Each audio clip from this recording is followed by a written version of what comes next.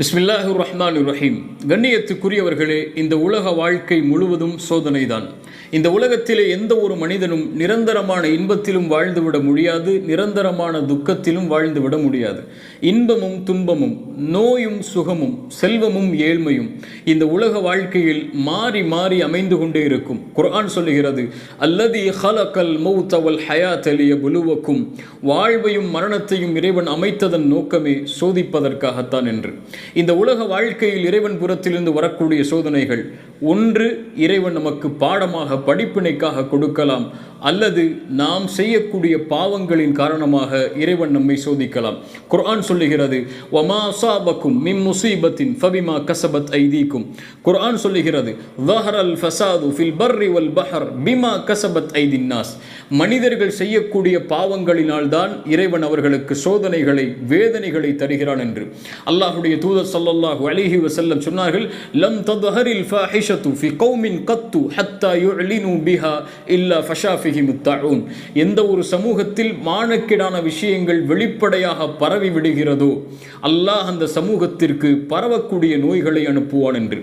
நபிமார்கள் இந்த உலகத்திலே சோதிக்கப்பட்டார்கள், ஒன்று படிப்பினைக்காக, இன்னொன்று மனிதர்கள் என்ற அடிப்படையில் அவர்களிடத்திலே ஏற்பட்ட பாவங்களுக்காக.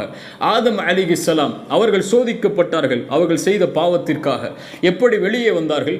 ரப்பனா ظلمنا أنفسنا وإن لم تغفر لنا وترحمنا لنكونن من الخاسرين. தன் பாவத்திற்காக இறைவனிடத்திலே மன்னிப்பை தேடினார்கள். யூனுஸ் அலைஹிஸ்ஸலாம் அவர்களும் சோதிக்கப்பட்டார்கள், அவர்கள் செய்த பாவத்தின் காரணமாக. எப்படி வெளியேறினார்கள்? லா இலாஹ இல்லா அன்த சுப்ஹானக இன்னி குன்து மினல் ஸாலிமீன்.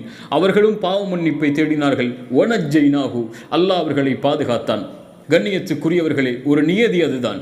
இந்த உலகத்திலே எந்த ஒரு மனிதனையும் அல்லது எந்த ஒரு சோதனையையும் இறைவன் இறக்குவதில்லை மனிதர்கள் செய்யக்கூடிய பாவங்களினாலே தவிர.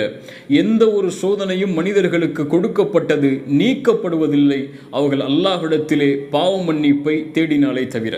நாம் நம் சோதனைகள் நீக்கப்பட வேண்டும் என்று ஆசைப்படுகிறோம், ஆனால் அல்லாஹ்விடத்தில் பாவ மன்னிப்பை கோரினோமா? அஃபலா யதூபூன இலல்லாஹ், அல்லாஹ்வை நோக்கி நீங்கள் திரும்பி வரமாட்டீர்களா என்று குர்ஆன் கேட்கிறது. அல்லாஹ்வுடைய தூதர் ஸல்லல்லாஹு அலைஹி வஸல்லம் அவர்கள் சொன்னார்கள், ஒவ்வொரு நாளும் நான் 70 முறை அல்லாஹ்வை நோக்கி நான் திரும்புகிறேன் என்று. இன்னல்லாஹ யுஹிப்புத் தவ்வாபீன். நாம் அல்லாஹ்வை நோக்கி திரும்ப வேண்டும் என்று ஆசைப்பட்டால் எம்முடைய பாவங்களிலிருந்து அல்லாஹ் அதை விரும்புகிறான், நம்மை அரவணைக்க அல்லாஹ் காத்து கொண்டிருக்கிறான். எம்முடைய சோதனைகள் நீக்கப்பட வேண்டும் என்று அல்லாஹ் விரும்புகிறான். ஆனால் நாம் செய்ய வேண்டியது அவரை நோக்கி திரும்புவதுதான். என்ன பாவமாக இருக்கலாம், என்ன குற்றமாக இருக்கலாம், அதையெல்லாம் மறந்துவிட்டு எம் சோதனைகள் நீக்கப்படுவதற்காக அல்லாஹ்வை நோக்கி திரும்புங்கள். அல்லாஹ் அந்த சோதனைகளை நிச்சயமாக நீக்குவான். வல்லதீன இதா ஃபஅலு ஃபாஹிஷா அவ் ظلموا أنفسهم ذكروا الله فاستغفروا لذنوبهم ومن يغفر الذنوب إلا الله. தனக்குத்தானே அனிதம் இழைத்து மானக்கேடான பாவங்களை செய்து அதற்கு பிறகு அல்லாஹ்வை நினைவு கூர்ந்து பாவ மன்னிப்பை கோரினால் அல்லாஹ்வை தவிர வேறு யார் அவர்களுடைய பாவங்களை மன்னிக்க முடியும் என்று குர்ஆன் கேட்கிறது. குல் யா இபாதியல்லதீன அஸ்ரஃபு அலா அன்ஃபுஸிஹிம், வரம்பு மீறி பாவம் செய்த என் அடியார்களே, லா தக்னது மிர் ரஹ்மத்தில்லாஹ், அல்லாஹ்வுடைய அருளில் ஒருபோதும் நிராசை அடைந்து விடாதீர்கள். அல்லாஹ் என் பாவத்தை எல்லாம் மன்னிப்பானா? இவ்வளவு குற்றம் செய்திருக்கிறேன், இவ்வளவு தீமை செய்திருக்கிறேன், அல்லாஹ் என் தீமையை, என் பாவத்தை மன்னித்து என்னை ஏற்றுக்கொள்வானா? அவனிடத்திலே திரும்பி செல்ல வேண்டும் என்று ஆசைப்படுகிறேன், என் சோதனைகள் நீக்கப்பட வேண்டும் என்று ஆசைப்படுகிறேன் என்று கேட்டால், ஆம், அல்லாஹ் வரவேற்கிறான். லா தக்னது மிர் ரஹ்மத்தில்லாஹ், அல்லாஹ்வுடைய அருளில் ஒருபோதும் நம்பிக்கை இழந்து விடாதே. என்ன குற்றமாக இருக்கலாம் நீ கடந்ததில் செய்தது, அதை எல்லாவற்றையும் அல்லாஹ்விடத்திலே ஒப்படைத்து அதை திருந்தி வருந்தி அல்லாஹ்விடத்திலே முறையிட்டால் அல்லாஹ் நிச்சயமாக எம்முடைய பாவங்களை மன்னிப்பான். இந்த உலகம் சோதனையின் களம்தான். ஃபஇன்ன மஅல் உஸ்ரி யுஸ்ரா. இன்பம் வந்தால் துன்பம் வரும், துன்பம் வந்தால் இன்பம் வரும். இப்படியே மாறி மாறி இந்த உலகத்தின் சுழற்சி அமைந்து கொண்டுதான் இருக்கப் போகிறது.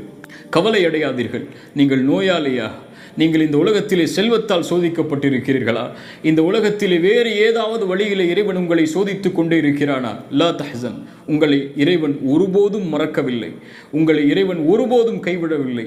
உங்களிடத்திலே அவன் விரும்புவதெல்லாம் பாவ மன்னிப்பை மட்டும்தான்.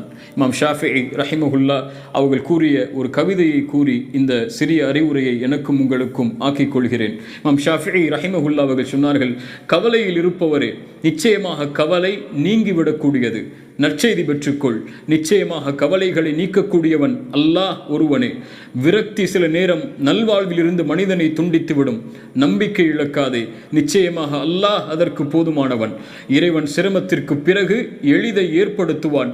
பதட்டமடையாதே, அல்லாஹ் அவன்தான் நிலைமைகளை உருவாக்குபவன். சோதிக்கப்பட்டால் அல்லாவின் மீது நம்பிக்கை கொள், மேலும் அவனை பொருந்திக்கொள். நிச்சயமாக சிரமங்களை நீக்குபவன் அல்லாஹ் ஒருவனே. அல்லாவின் மீது ஆணையாக, அல்லாவை தவிர வேறொருவன் உனக்கு துணை இல்லை. அல்லாஹ் உனக்கு தீர்மானித்த ஒவ்வொன்றிலும் அவனே உனக்கு போதுமானவன்.